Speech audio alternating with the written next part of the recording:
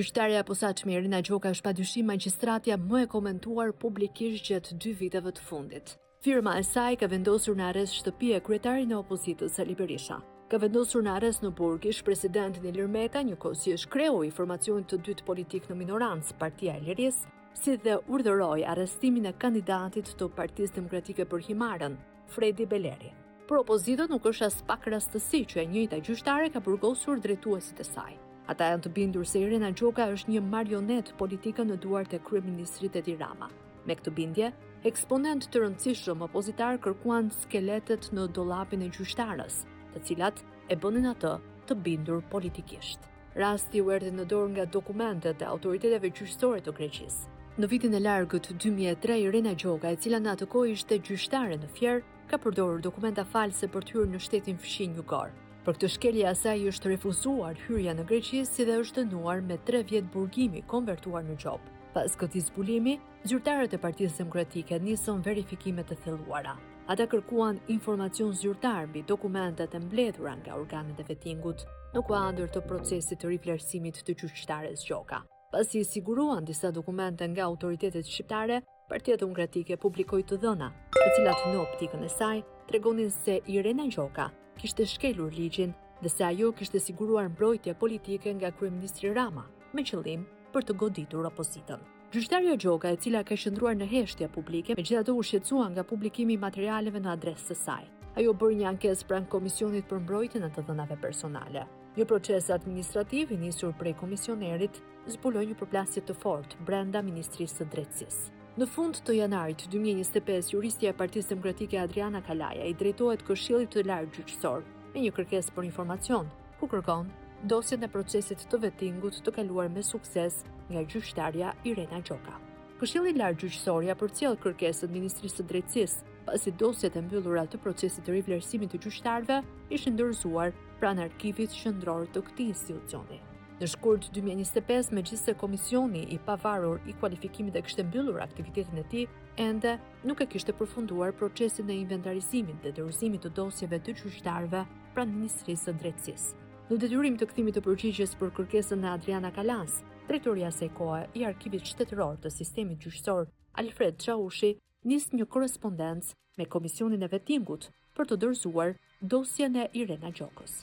Në 17 shkurt, dosja e gjyqtares mbërri në arkivin e Ministrisë së Drejtësisë. Kjo e fundit ja përcjell Këshillit të Lartë Gjyqësor. KLG i ja kthen sërish pas, duke argumentuar se përgjigjja e kërkesës së juristes Kalaja i kalon arkivit. Në vijim, drejtori i Arkivit Shtetëror të Sistemit Gjyqësor, Alfred Çaushi, merr automjetin zyrtar të drejtorisë, si dhe 2 vartës të tij dhe shkon drejtë në selinë e Partisë Demokratike. Ai dorëzon personalisht aty 5 kuti me dokumentat që kishte administruar Komisioni i pavarur i kualifikimit për gjyqtaren Gjoka. Zyrtarët e PD-s mbetën disi të habitur nga ky angazhim i tepruar i vetë drejtorit të arkivit. Megjithatë, për ata nuk ishte asnjë rëndësi se si erdhën materialet. Ata kishin në dorë çdo të dhënë personale të Irina Gjokës dhe për më tepër e kishin siguruar në rrugë zyrtare. Shumë shpejt, dosja e Gjokës u zbërthye nga juristët e Partisë Demokratike dhe përfaqësuesit e saj me radhë nisën të publikonin në media dokumente që në vlerësimin e tyre tregonin probleme thelbësore në pasurinë dhe figurën e gjyqtarës. Ndërkohë që Partia Demokratike po bënte shohun e saj, nga ana tjetër, në Ministrinë e Drejtësisë Rabomba. Institucioni i cili në ato kohë drejtuar nga Ursi Manja po kërkonte përgjegjësit për nxjerrjen e të dhënave personale të gjyqtarës. Ishte fushata elektorale e zgjedhjeve parlamentare të vitit 2025 dhe një dosje e tillë po përdorej më së miri politikisht nga opozita. Të gjithë shigjetat u drejtuan nga drejtori i Arkivit Çaushi.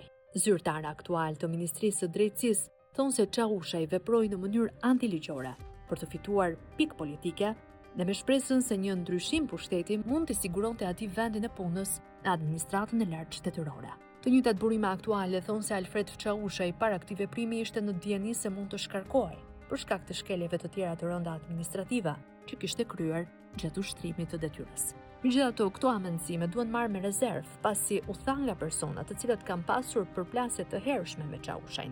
Pasi publikimi i dosjes së Irina Gjokës ndesi sherrin brenda Ministrisë së Drejtësisë, titullarët e saj urdhëruan nisjen e një hetimi administrativ ndaj drejtorit të Arkivit të Sistemit Gjyqësor.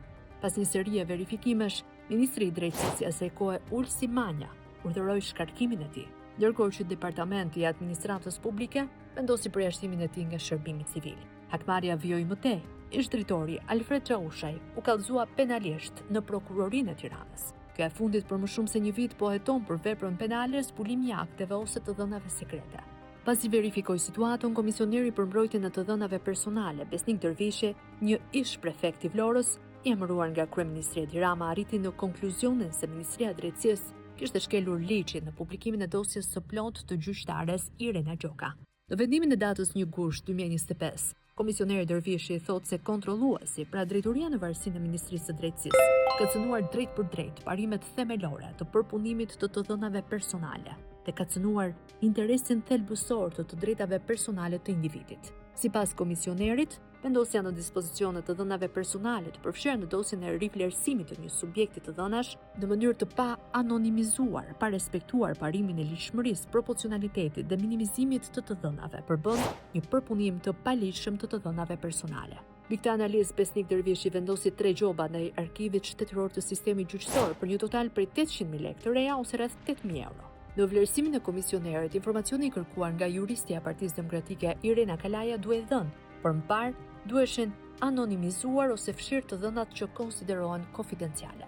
Pra, institucioni i pavarur i Komisionit për mbrojtjen e të dhënave personale ishte tërësisht në të njëjtën linjë me institucionin qeveritar, Ministrinë e Drejtësisë. Formalisht ish drejtori i arkivit ka shkelur ligjin, megjithatë veprimi i tij, edhe pse në dukje antiligjor, pati një efekt të rëndësishëm. Mbi bazën e atyre të dhënave, Partia Demokratike hartoi dhe dorëzoi një kallëzim penal kundër gjyqtares Irena Gjoka. Sipas zyrtarëve të opozitës, magjistratja ka fshehur në dokumentacionin e dorëzuar për rivlerësimin kalimtar të dhëna për dënimin dhe dobimin e saj nga Greqia. Opozita i kërkoi strukturës së posaçme antikorrupsion SPAK që të hetonte gjyqtaren Gjoka për falsifikimin e formularit të dekriminalizimit. Prokurori i posaçëm Bledar Maksuti hetoi rastin për disa muaj dhe në mars 2026 kërkoi nga gjykata pushimin e çështjes pasi nuk provohet se magjistratja Irena Gjoka të ketë kryer këtë vepër penale. Prokuroria e posaçme në njoftimin për kërkesën për pushimin e hetimeve jep edhe një panoramë të veprimeve që ka kryer për këtë rast. Nga aktet e administruara, përfshirë dokumentacionin e përcjell nga autoritetet e drejtësisë së Republikës së Greqisë, evidentohet se ndaj shtetases Irena Gjoka ekziston një vendim gjyqësor penal i gjykatës së shkallës së parë Janin me numër 1447 fraksion 2005, përmes të cilit ajo është deklaruar fajtore për veprën penale të parashikuar nga legjislacioni penal grek, hyrja dhe qëndrimi të huajve në territorin grek, e dënuar me burgim dhe gjop. Materialet e administruara tregojnë se Irena Gjoka ka qenë subjekt i procedurave administrative dhe gjyqësore në Greqi pas 2 episodeve në kufi, ku është konstatuar përdorimi i dokumenteve të parregullta dhe tentativa për hyrje me të dhëna të ndryshme identifikuese. Si pasojë ndaj saj, janë marrë masa administrative përfshirë dëbimin dhe ndalimin e hyrjes në zonën Schengen, të cilat janë kundërshtuar prej saj në gjykatat administrative greke. Në vijim, nga dokumentacioni i siguruar rezulton se ndaj saj është filluar edhe një proces penal në Greqi, konkretisht me vendimin numër 1447 fraksion 2005 të gjykatës penale së shkallës së parë Janin, ku ajo është pallur fajtore dhe është dënuar për përdorim dokumentesh të parregullta. Megjithatë, ky gjykim është filluar në mungesë të saj, ndërsa njoftimi është realizuar sipas procedurave për persona me vendbanim të panjohur. Në këtë rast, nuk rezulton të ketë dokumentacion që provon se ajo është njoftuar realisht dhe në mënyrë efektive, as për zhvillimin e gjykimit dhe as për shpalljen e vendimit. Gjithashtu, nuk rezulton të jetë administruar dokumentacion që provon njoftimin e vendimit gjyqësor ndaj saj, si dhe nuk evidentohet marrja në dieni në mënyrë efektive për ekzistencën e këtij vendimi në kohën e dhënies së tij. Me këto argumente, SPAK arriti në përfundimin se nuk ka vend për vijimin e hetimit penal, por gjykata e posaçme kundër korrupsionit e vlerësoi shumë ndryshe situatën. Gjyqtarja e hetimeve paraprake, Marinela Osmani, në 19 maj 2026 vendosi ta rikthejë dosjen pranë prokurorisë së posaçme për kryerjen e hetimeve të mëtejshme. Gjyqtarja e posaçme Osmani la të paktën 20 detyra SPAK-ut, të cilat duhet i realizojë brenda 6 muajve. Vendimi ishte një goditje e rëndë për prokurorinë e posaçme, pasi volumi i lartë i detyrave tregon se veprimet e saj kanë qenë sipërfaqësore. Tashmë, pritet që rasti i Irena Gjokës të rikthehet në gjykatë maksimalisht në nëntor të vitit 2026.